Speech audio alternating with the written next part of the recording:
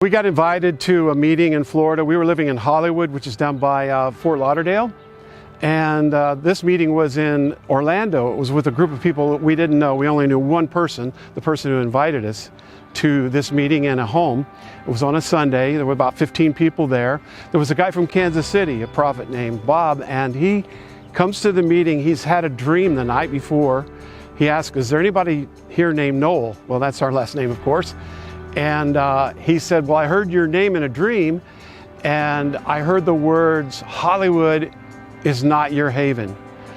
And we just were so excited, actually, because we were wondering what we were to do. Were we supposed to stay in Hollywood, Florida?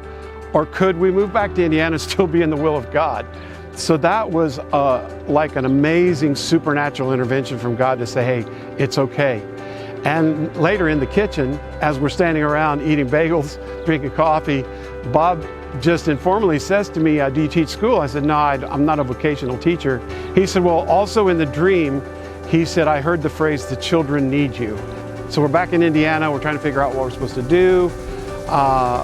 We're pursuing God's will, but we really don't know what it is. October 31st, 2004, I'm alone in my office, kind of playing the keyboard, and I feel the presence of the Holy Spirit in the room in a real special way. It was really powerful. And so I paused to listen, and I hear this voice on the inside of me say, I want you to shepherd revival for the next 20 years of your life.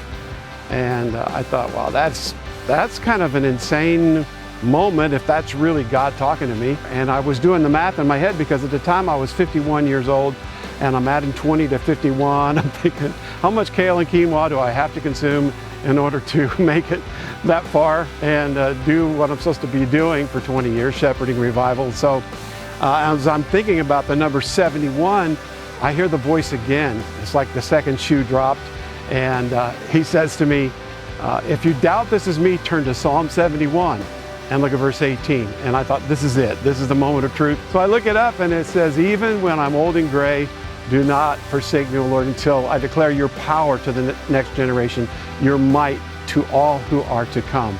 And so the realization hit me really fast. This really is God talking. Whatever shepherd revival means, it's what I'm going to be doing for 20 years. And so I got to figure that out. But I started meeting with a businessman, and we were actually talking about a way that I could help him with his business. He was an entrepreneur. And in the meantime, I'm telling him the story about the call to shepherd revival. And he said, I'm going to tell you something I never tell anybody who asks me for business advice. He said, I can't think of a single reason why you shouldn't do this school. In fact, if you don't do this school in a city this size, there's 4 or 5 other people who will do it. That really motivated me. And I started to think about what it would take. And he just said, I'm going to send you a business plan template by email. I'm going to ask you to fill it out. I filled it out. We need several thousands of dollars in order to get the curriculum, to get a website, to do a school. We just didn't have the capital. So I go to a meeting about 2 weeks later. Another prophet named Bob, who I'd never met before, comes up to me, starts prophesying to me about a school that I'm going to be raising up. It was an amazing word, and then somebody came over to me and said, if they wanted to get to support you and write you a check to help you with a school, who would they write it to? And I told them, somebody slips me a check, I go look at it.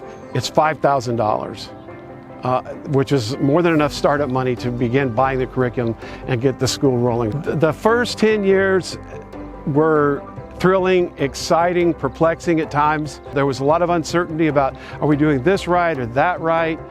But at the end of the day, when people's lives are transformed and they're giving testimony to how much God has changed them, that's what you wake up in the morning for. Well, we say our mission for first year is discover your royal identity. Second year is to walk in your royal destiny.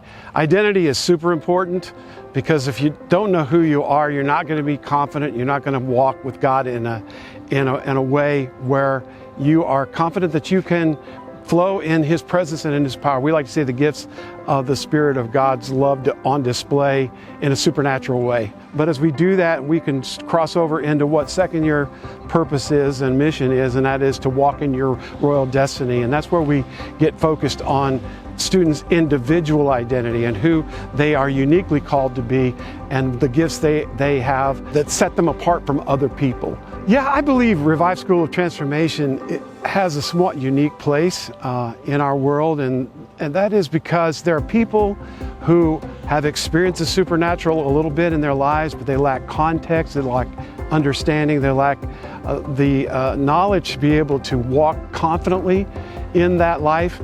Or maybe they know there's more. They know there's more in the realm of the supernatural, but they just don't know how to access that.